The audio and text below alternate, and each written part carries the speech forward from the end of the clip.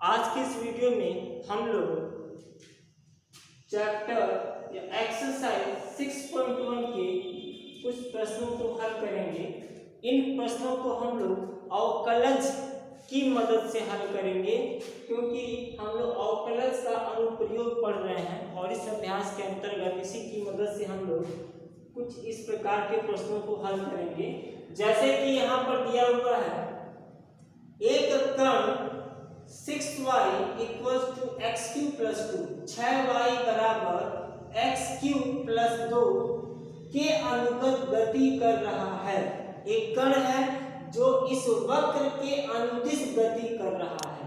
ठीक है, वक्र पर उन बिंदुओं को ज्ञात कीजिए जबकि x निर्देशांक की तुलना में y निर्देशांक 8 गुना तीव्रता से बदल रहा है।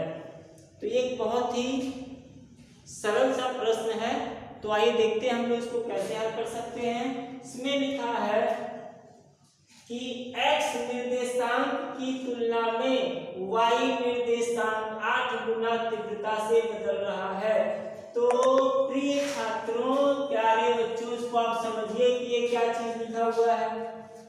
स्पष्ट लिखा है कि x निर्देशांक की तुलना में y निर्देशांक 8 गुना तीव्रता से बदल रहा है, अर्थात x की तुलना में y की परिवर्तन का दर दिया हुआ है। यानी x के रिस्पेक्ट में y किस तरीके से चेंज हो रहा है, अर्थात हमें ये क्या प्रोवाइड कर रहा है, dy/dx का वैल्यू दे रहा है।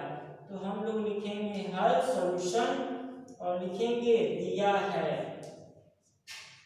कि dy/dx बराबर 8। ये तो हमें दे दिया है, ये जानकारी हमें प्राप्त है कि dy/dx का वैल्यू 8 है।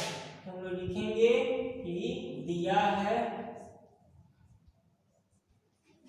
कि dy/dx बराबर 8, इसका मान दे दिया है।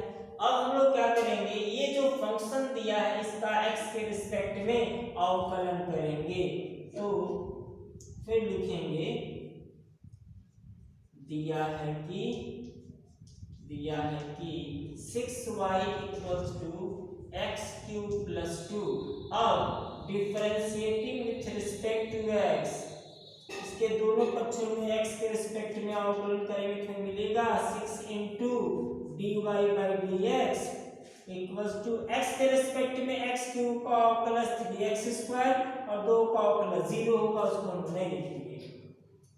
अब यहाँ पर देखिए 3x², इसको मैं ऐसे लिख लेता हूँ, 3x² = 6 × dy/dx, या 3x² = 6 × अब dy/dx का वैल्यू यहाँ पर दिया हुआ है 8, तो 8 लिखेंगे और ये 3 यहाँ से पक्षांतर करके यहाँ लाके बटा कर देते हैं, बीच में इंटू है तो 3 दूनी 6, तो हमें मिला कि x² = 16।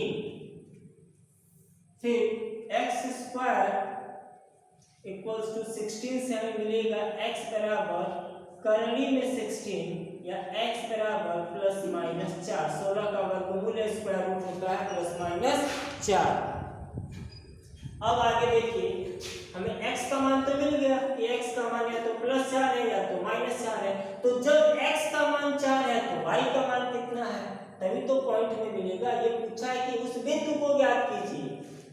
ठीक है, उस बिंदु को ज्ञात करना है जिस बिंदु पर x के सापेक्ष y के परिवर्तन की दर 8 गुना है।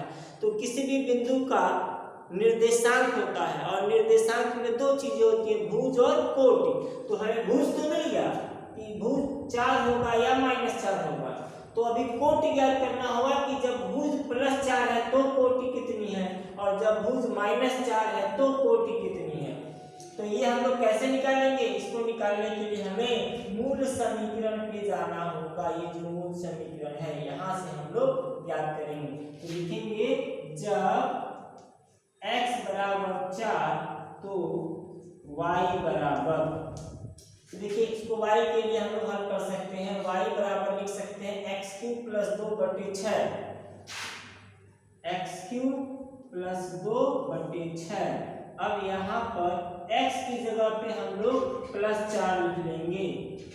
तो 4 का क्यूब प्लस 2/6। अब देखिए 4 का क्यूब होता है 64 और 64 में 2 जोड़ेंगे 66 और 66 में 6 से भाग करेंगे आएगा 11। तो इसलिए एक बिंदु क्या मिल गया, एक बिंदु हमें मिला, एक बिंदु जब x 4 है तो y 11 है, 11 अर्थात 4,11 पर x के सापेक्ष y के परिवर्तन की दर 8 गुना है। इसके बाद जब x बराबर -4, जब x बराबर -4 है तो y का वैल्यू क्या आएगा उसको निकालेंगे। तो y बराबर -4 का क्यूब, -4 का क्यूब प्लस 2/3/6। तो -4 का क्यूब हो गया -64 प्लस 2/6। तो -64 में 2 जोड़ेंगे तो -62 और -62/2 को हल करेंगे तो -31/3। तो दूसरा बिंदु हमें क्या मिला, दूसरा बिंदु हमें मिला -4 और कॉमा -31/3।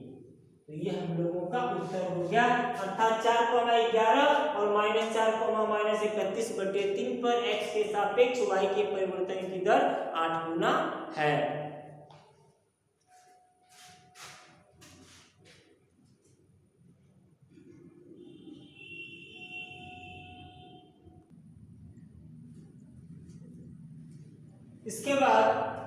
इसके बाद हम लोग देखेंगे क्वेश्चन नंबर 13, एक्सरसाइज 6.1 का क्वेश्चन नंबर 13। इस प्रश्न में कहता है कि एक गुब्बारा है जिसका व्यास परिवर्तनशील है। जाहिर सी बात है कि जब गुब्बारे को हम लोग हवा फूंक करके या हवा के द्वारा फुलाएंगे तो गुब्बारे का आयतन बढ़ता जाएगा। जब आयतन बढ़ेगा तो आयतन बढ़ने का मतलब क्या, त्रिज्या बढ़ रही है, उसका डायमीटर भी बढ़ रहा है।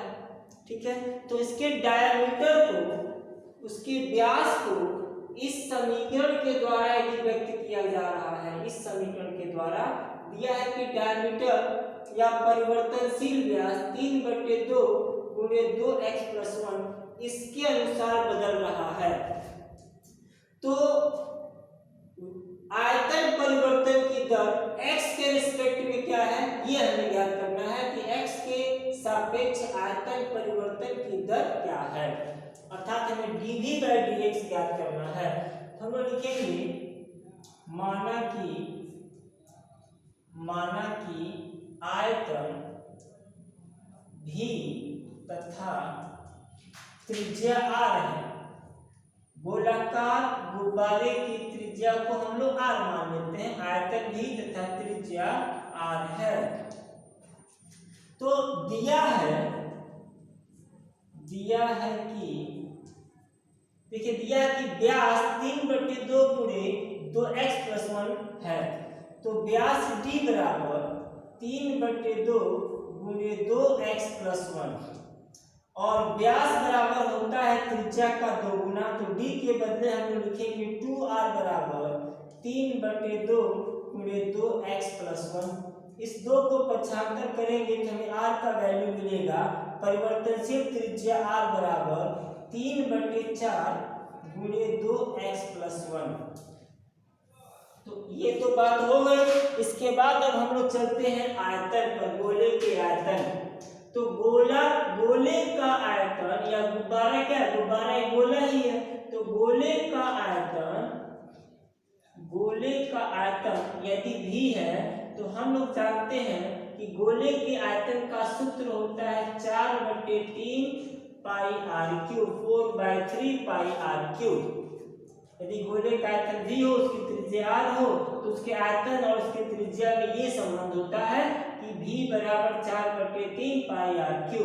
अब यहाँ हम लिखेंगे v बराबर 4/3 पाई और इस r की जगह यहाँ r का जो मान x के पदों में हमें मिला है प्रश्न के अनुसार उसको वहां पर रिप्लेस करेंगे।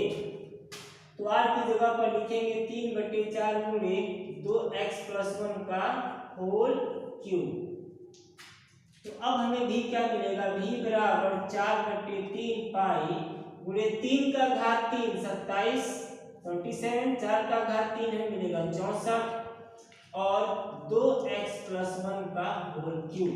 अच्छा अब इसको हम लोग सरल करेंगे तो देखिए 3 का भाग 27 में 9 बार, 3 9 27 और 16 चौको 64, तो यहाँ पे मिलेगा 16। तो v बराबर 9/16 9/16 इंटू पाई इंटू 2x + 1 का होल क्यूब। क्योंकि हमसे पूछा है कि x के सापेक्ष आयतन परिवर्तन की दर अर्थात हमसे dv/dx क्या होगा ये पूछा जा रहा है। तो अब इस समीकरण में देखिए ये आयतन है और ये x का फलन है, हमने v और x के बीच में एक संबंध को ज्ञात कर लिया। तो अब इस समीकरण पे हम लोग x के रिस्पेक्ट में यहाँ अवकलन करेंगे। तो x के सापेक्ष अवकलन करने पर हमें क्या मिलेगा, कि dv/dx बराबर ये पूरा कांस्टेंट है, तो कांस्टेंट अवकलज के बाहर हो जाता है 9/16 पाई इंटू घात आगे आ जाएगा और घात 1 कम भी हो जाएगा स्क्वायर, और फिर अंदर में चेन रूल से 2x + 1 का अवकलन करेंगे तो हमें 2 मिलेगा। तब देखिए 2 से काटेंगे, 2 × 8 = 16, तो 9 × 27/8 इंटू पाई इंटू 2x + 1 का होल स्क्वायर जो कि है dv/dx। तो x के रिस्पेक्ट में या x के सापेक्ष में आयतन परिवर्तन की दर इस फलन के द्वारा व्यक्त हो रहा है और यही हमारा आंसर है, ये इस प्रश्न का उत्तर है। तो इस प्रकार से अवकलज का प्रयोग करके हम ऐसे प्रश्नों को हल कर सकते हैं। आज के इस वीडियो में इतना ही, फिर हम लोग इस पर और चर्चा करेंगे अगली वीडियो में। तब तक के लिए धन्यवाद।